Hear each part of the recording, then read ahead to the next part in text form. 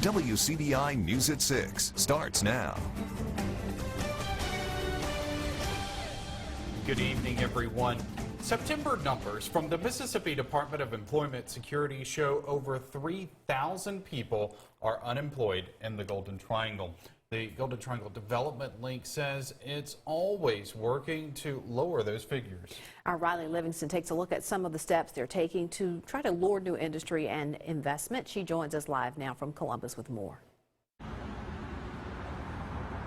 Here at the Golden Triangle Development Link, the goal is to bring economic development to Lowndes, Clay, and Accuweather County. And while strides are being made, CEO Joe Max Higgins says his team can do better.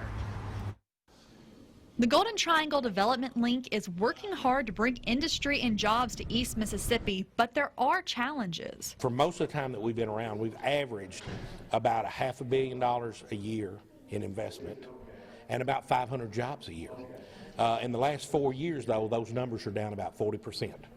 And so we're not seeing the lead generation. We're not seeing some of the things that we need to see. So we're going to roll out some initiatives and some things that I think will get us back in winning form. According to the Mississippi Department of Employment Security, population in both Clay and Lowndes County declined between 2016 and 2017. Higgins says they have to find a way to keep people here in the Golden Triangle. The workforce is going to be our Achilles heel, but it's everybody's Achilles heel.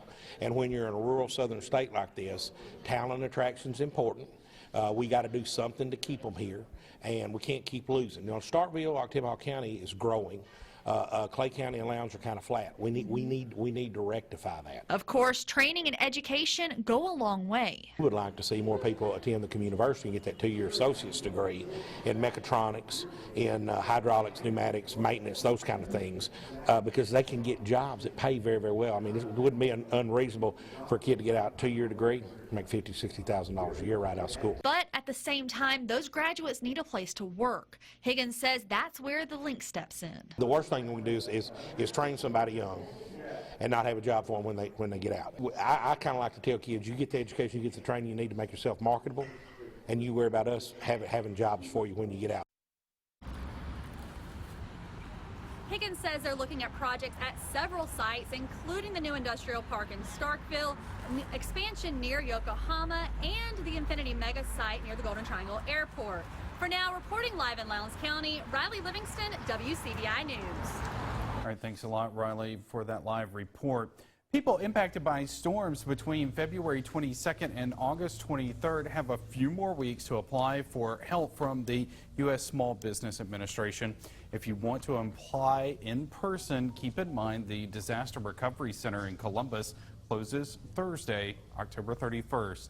The official deadline is November 19th.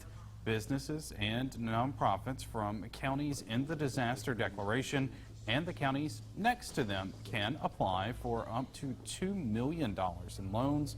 Homeowners and renters may also qualify for loans from SBA. Now, as you know, the name Small Business Administration sometimes confuse people. We're saying no, we make loans not only to businesses and nonprofit organizations, we make loans to homeowners, renters in a time of a disaster. More information is on our website, WCBI.com. While several organizations continue to help Columbus tornado victims who have been in need of repairs since the February storm, Mennonite Disaster Services has been in town all this week. The group is repairing 2 roofs on some damaged homes. An EF3 twister, you may remember, ripped apart neighborhoods in North and East Columbus just over 8 months ago. 1 person was killed and numerous homes were damaged in that storm. The work MDS is doing this week is complete, but their helping hands are just getting started in the community. They will be back the first week of November. They'll return on November the 4th. They will start a rebuild that needs to take place. They will start the rebuild and also work on another 10 houses during that span.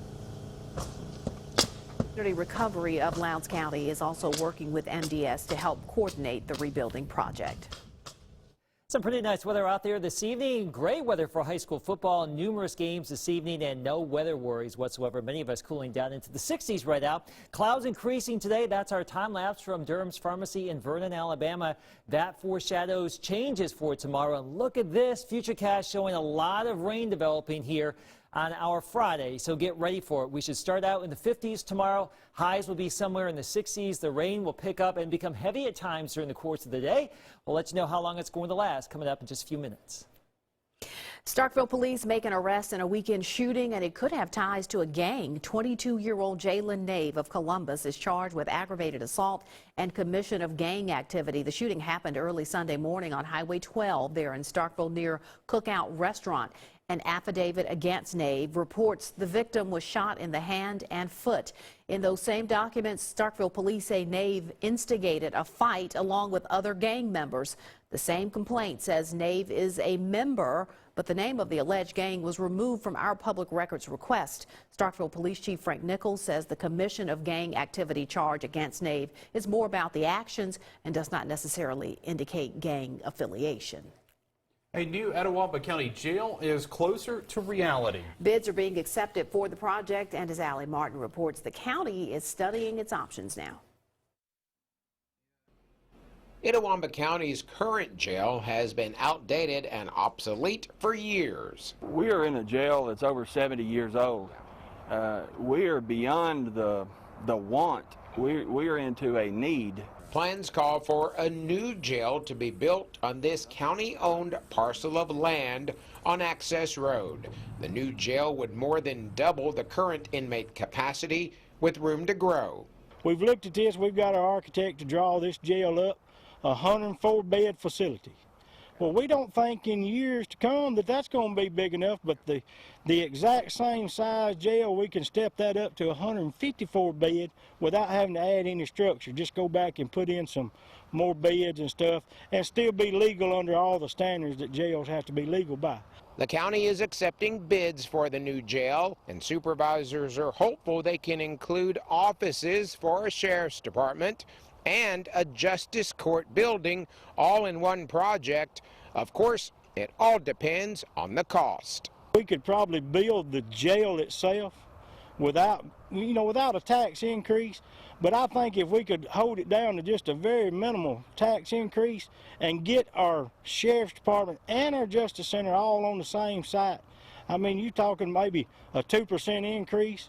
You're talking about $10 on most families in the county on their taxes a year. I think most people would be okay with that, to go ahead and build the whole thing on one site, because in the long run it's going to help us save money.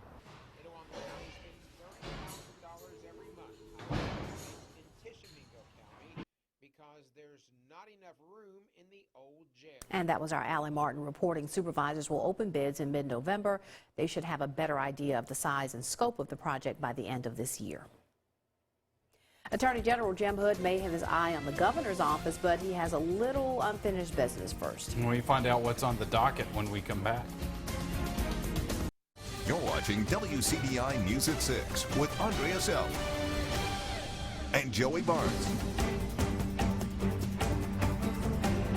Welcome back, everyone. Jim Hood may be in a heated race for governor, but he has at least one more lawsuit lined up before he leaves his current job as the state's attorney general.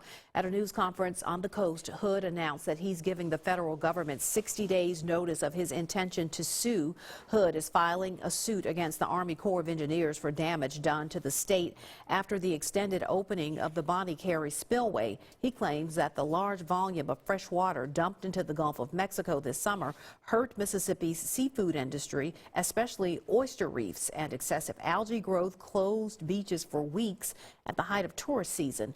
Hood's suit seeks to recover money to pay for damage to the Mississippi Gulf Coast's economy and environment, rebuild and rehabilitate oyster reefs and marine habitats, and then limit future damage by directing the Corps to study the environmental impact of spillway openings on the Mississippi Sound. Ground is broken on a $15 million expansion at Tupelo's Bancorp South Arena and Conference Center. The project will connect the arena to the Conference Center and include a 200-seat hospitality lounge and patio. Renovations also include 12,000 square feet of additional meeting space, a new roof, and other updates to the Conference Center. We know that this is going to allow us to go after larger events. It's going to be a catalyst for further development of Fair Park. We know that hotels are going to follow from this, restaurants will follow, and we're going to enhance the amenities that we have for our current events. The original price on the arena in the early 90s, I think, was around $20 million. The way this is being paid for is those bonds are rolling off the debt service for the city, so we're reissuing $15 million worth of bonds, so there'll be no tax increase. And that project should take about 18 months to complete. All right. Good thing. No, I was going to say good thing that was today, not tomorrow. That's exactly what I was going to say. Looking very well, wet weather tomorrow. coming tomorrow, so perfect weather to be out doing anything. And let's talk about college football this weekend. MSU going out to Texas. College Station looking great, partly cloudy, highs up to around 70. Now you may need to pack the poncho for the Alabama game, with some showers still expected to be in the region Saturday evening. Your full forecast is next.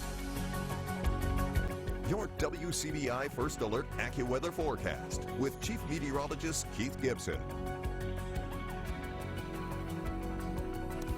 Well, I hope you've enjoyed the great weather we've had over the last 3 days. That's it. We do have some clouds increasing right now, and that is foreshadowing the changes coming our way for our day tomorrow. So let's check it out with our time lapse from Louisville, Mississippi today. You can see the clouds coming on in, a lot of sunshine this morning, and as the afternoon has been unfolding, it's been getting cloudier and cloudier, and a live view in Louisville right now shows the sky ablaze with color here. Not too shabby on our Thursday evening. So let's talk about our forecast low for tonight. We're going down into the 50s. So this is where we are headed for tonight, down into the 50s.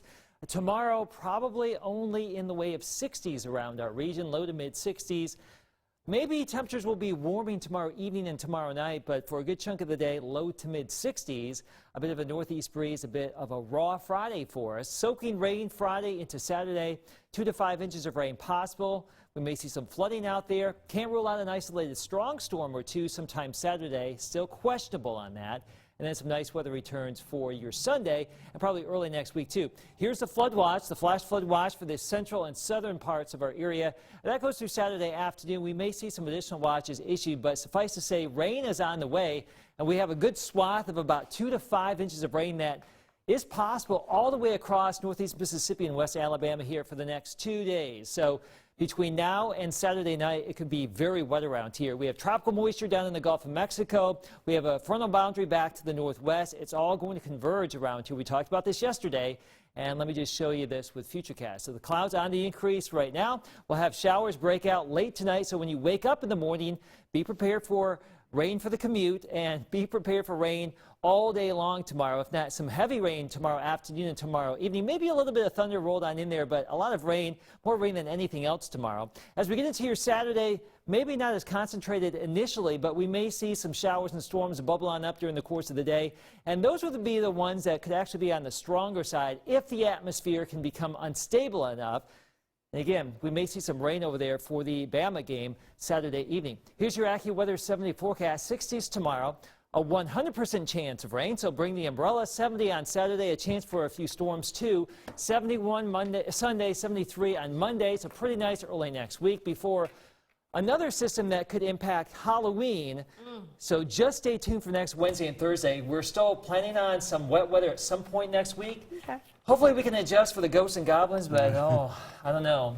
And not to mention the legions of princesses that will fill the streets as well. I know. This is true. There's always something, it seems like, for these holidays. Yeah. But get a boat ready for tomorrow. Me neither. All right. Well, I hear Tom's warming up for the game, maybe, and we actually have some people who are going to tell us what's coming up in sports next. It's time for the game of the week versus Choctaw and Knoxville. Let's go Chargers!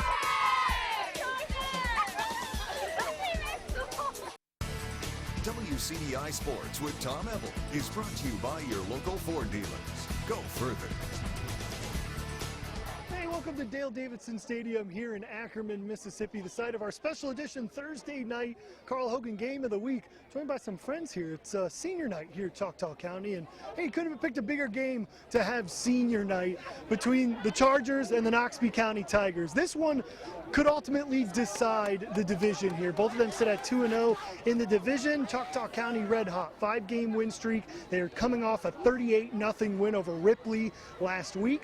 So the Chargers feeling good. It's senior night. You know they'll be playing with extra emotion, taking on a Noxubee County team that is really good when it comes to division play football. Since 2008, they've only lost 2 division games. That's 54-2 in the past 11 years in division football for Noxubee County. So they are going to be the Road Warriors tonight, taking on a very good Choctaw County team at home. Dale Davidson Field, it's always a tough place to play if you're going up against the Choctaw County Chargers. But a special edition Thursday night of football. A lot of big games going on around the area.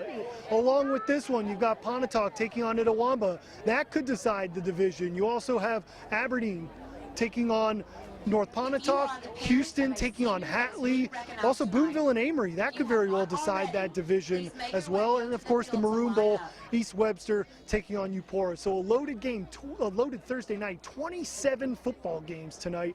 It's going to be almost end zone part 1 for us here on Thursday. But while all this football is going on, we've got state championship volleyball going on at Mississippi State. Some teams there for the very first time. Class 1, Our Lady taking on Belmont. Belmont coming off a win over Choctaw County to advance to the state championship, but taking on Our Lady Academy that they live for volleyball down in South Mississippi. And Belmont, they finished 23-9 on the season as Our Lady Academy gets the win 3-0. Then over in 4A volleyball, Caledonia trying to get to the state championship game, taking on Van Cleve, who's won back-to-back state championships. Caledonia fighting hard. They were fantastic on their way there, but not enough to beat the back-to-back chance. Van Cleve will go for the three-peat on Saturday. They defeat Caledonia 3-0. And then New Albany taking on Bay High, the Bulldogs, in the semifinals for the first time in program history. So New Albany trying to make more history, get to its first state championship game, and the Lady Bulldogs do it. Dominant from start to finish. New Albany will be competing for its first ever volleyball state championship. They defeat Bay 3-0. It'll be New Albany taking on back-to-back state champion Van Cleve at 1 p.m. on Saturday. So a big game there. And then New Hope in its first volleyball semifinal ever, taking on Long Beach. It was a nail biter. If you were there, you saw a fantastic volleyball game between 2 very good teams. A historic season for New Hope, falls 1 game short of a state championship appearance as Long Beach gets the win 3-0 over New Hope. We'll have all those highlights in full coming up at 10 on WCBI Sports for a mega sports show at 10 between football and volleyball. It's going to be a really good time. Hope you tune in then. So football is here. We're about a half hour from kickoff here from our Carl Hogan game of the week, Carl Hogan Toyota game of the week for part 1. We'll have the highlights coming up at 10. Reporting here in Ackerman, Tom Ebel for WCBI Sports. We'll have a last year forecast coming up next. They say it's going to rain tomorrow. Pretty Looks good like chance it. of that. Yeah. So just be prepared. Don't blame the messenger. Some wet weather tomorrow. Maybe a few storms Saturday too, mixed in with some rain. Nice Sunday and Monday, probably Tuesday too, before another wet system that could impact Halloween. We'll keep you updated on all of this. I like to tease you about that black cloud when it appears on your 7th day. It's rare when it shows up, but when it doesn't, it means oh, goodness. It's like don't go to work type of day. Stay inside, stay dry. All right, thanks for joining us, everyone. Have a good night.